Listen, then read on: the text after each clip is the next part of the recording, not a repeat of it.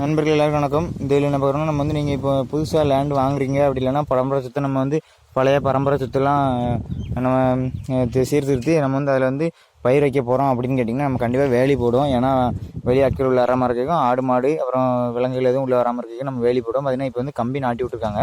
இந்த கம்பி பக்கத்தில் இப்போ வந்து வேலி உர மரங்கள்னு சொல்லுவாங்க. அந்த மரம் நம்ம எது வச்சா நமக்கு வந்து நல்லதுன்னு பார்த்திங்கன்னா, எனக்கு தெரிஞ்ச அளவுக்கு இந்த மாதிரி ஒரு பனை மரத்தை பக்கத்தில் வச்சிட்டோம்னா பிரச்சனை இல்லை. ஏன்னா அந்த பனை மரம் ஓரளவு நல்லா பெருசாக தழுக்கும். இது வந்து இந்த இடத்துல இருக்குது. இதை விட ஒரு அடி உள்ளே தள்ளி வச்சு இந்த இடத்துல வச்சுருந்தோம்னா அந்த பனைமரம் தடித்து வந்தாலும் நம்ம இடத்துக்குள்ளே நிற்கும்.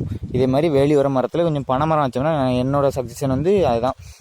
நான் ரெக்கமெண்ட் பண்ணுறது பனைமரம் மட்டும்தான். இதை வச்சிங்கன்னா வேலி உரத்தில் நம்ம பக்கத்தில் வச்சுக்கலாம். ரொம்ப பெரிய வேரும் போகாது, ஒன்றும் போகாது. நம்ம இடமும் ஒரு அடப்பாக தெரிஞ்ச மாதிரி இருக்கும். பிரச்சனை இல்லை. எவ்வளோ பனைமரம் வந்து ஒரு அடிக்கு ஒன்று பக்கத்தில் வச்சாலும் சரி, அது பாட்டுக்கு தழுத்துரும். நிறைய இடத்துல பார்த்துருக்கேன். அப்புறம் இதே மாதிரி நம்ம மேலும் வீடியோங்கள் எதுவும் கருத்து கமெண்ட் எதுவும் வேணும்னா அதுக்கு கமெண்ட்டில் கேளுங்க. அதுக்கான வீடியோ போடுவேன்.